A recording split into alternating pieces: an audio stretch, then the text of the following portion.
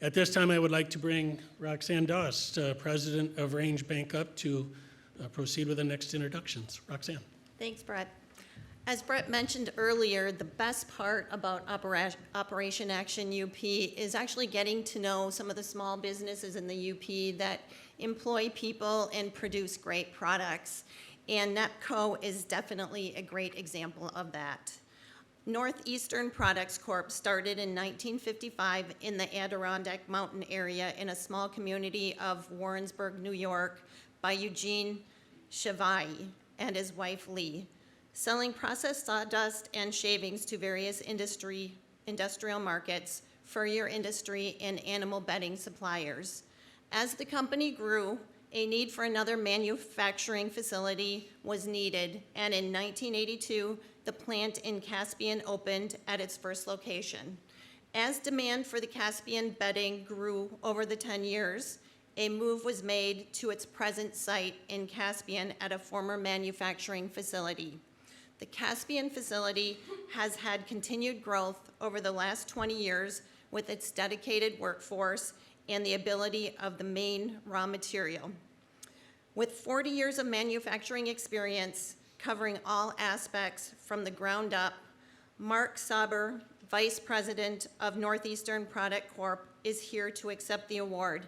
Congratulations, NEPCO, on winning this award of excellence.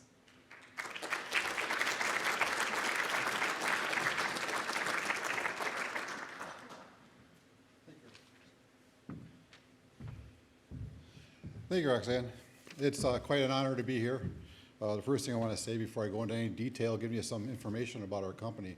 You know, you mentioned about, my experience and things.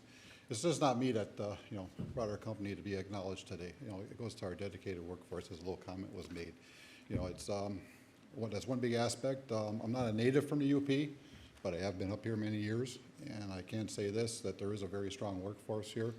As a comment that was made earlier by one of our recipients, how quick people can get trained into learning positions. I have personally seen that so much. And nothing to, knock our other sister plants in their locations, but dealing at our other locations with I have to in the aspects of my position, employees in Michigan have seemed like they've advanced quicker than ones from our Kentucky and our New York facilities. As I mentioned, she mentioned my 40 years experience. Well, back in 1999, I was with a worldwide corporation, with different changes happening in the industry and whatnot that I was dealing with the automotive industry at the time. Just hit the forward arrow. Okay, thank you.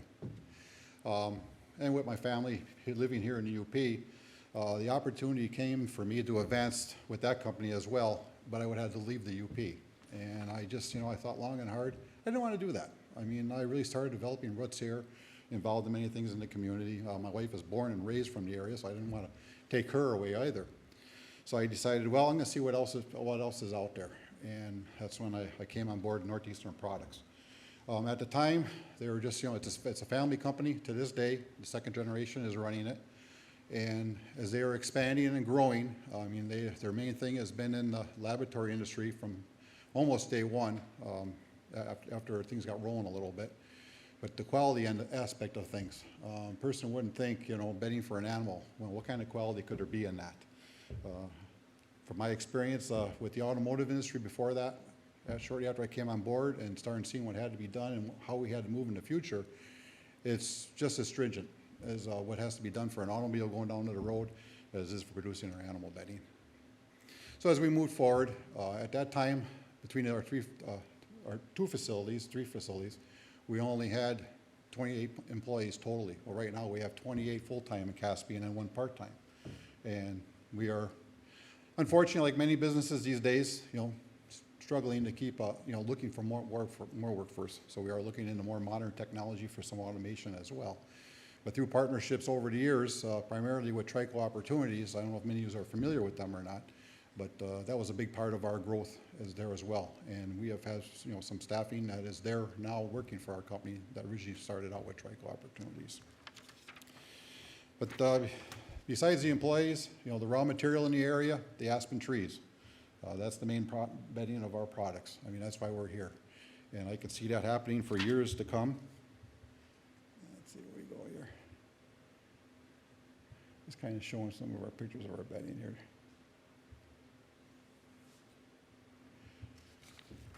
Oh, excuse me. So for years to come, again, it's a renewable resource, so I don't see our company leaving the area. It just continues expanding. One of the areas that we were able to expand to as the company grew here in Caspian, down in Caspian, was getting into the pet industry, the retail end of things. We got some major distributors that are actually only 3 hours away from our facility in Wisconsin. And we have another one that's in Indiana and Illinois that we supply product to. We've come known for our quality products in turn on it, which has just really opened up more avenues in the laboratory industry. To this day, we ship in many different continents across the globe. We're just not dealing here. We deal with major laboratory research facilities right down to our universities. Even here at Northern Michigan University, they use some of our product in their research. As you see on there, it's talking about NIH, NCTR. That's our big federal mandated facilities. They actually put a lot of the specifications out that has to be done for the industry. And we meet all those demandingly, and actually when they are working at different things, they contact us to see what we could do to help with projections into the future. These last couple of years with the pandemic, with every business, we had our ups and downs. We definitely saw a big increase in our laboratory business. Of course, we know all what's been going on with that. Pfizer, as we hear a lot about it, that's one of our main laboratory research facilities that we deal with on a daily basis. I've never done so many Zoom meetings and WebEx meetings in the last couple of years with all this going on, and I probably could speak the same for a lot of us out there. It's cut way back at my traveling. In some aspects, I like it, but there's some days I walk away from my computer and my head's like this in regards to it. So as we move forward, with the pandemic, hitting us, we really had to look outside the box, especially for bringing in supplies. Aspen trees are all over the place. But one of the biggest challenges that we hit was what we put our product into. It's a specialty type paper that is used for going into the laboratories. That's how it's got to be treated. And we were running into some big different type issues there. Well, amongst our team, a couple of our members came up with some ideas right locally here at our Caspian plant, and we're doing some testing right now. We're research facilities, and if it all comes together, it's actually going to open up a whole nother sideline of our business down the line here. So we're really looking forward for that. And like I mentioned earlier, it's a family-owned business. We treat all our employees just like they're part of the family. Bring it up here. And as I say, we're not blood, but right down from the CEO, down to our managers, down to the person working on the floor.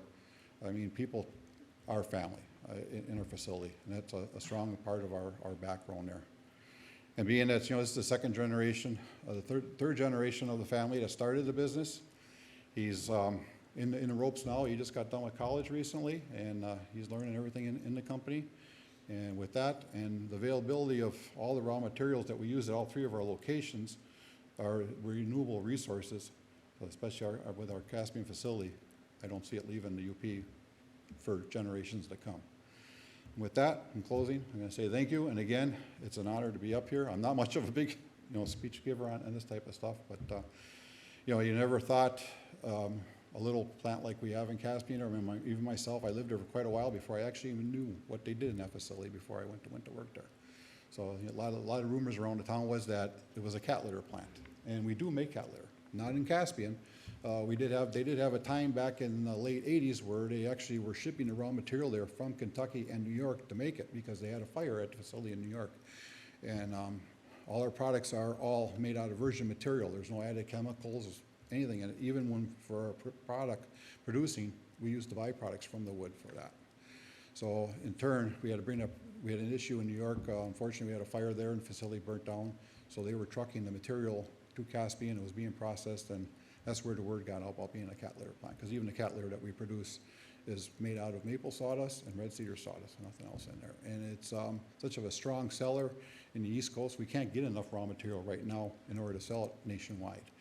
We have lots of demand for it, so we are looking into equipment where, like what we're doing in Caspian, we're actually taking the roundwood and running it through machinery and make it into the particle size that we need for it. Who would ever thought that sawdust would be such a competitive market? I mean, when Eugene Schaube first started the business back in 1955, He was a young man, just starting out, working at a sawmill, and he saw the piles of sawdust building up and just getting pushed back in the woods up in Adirondack area of New York. And he kept thinking to himself, there's got to be something that could be done with that. So he got involved with the furrier industry, and before long, he started his own little business.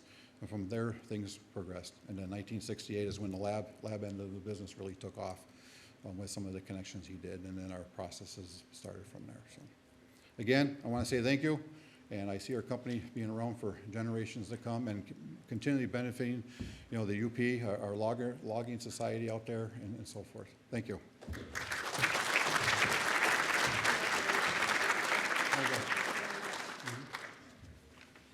Great job, Mike. Thank you.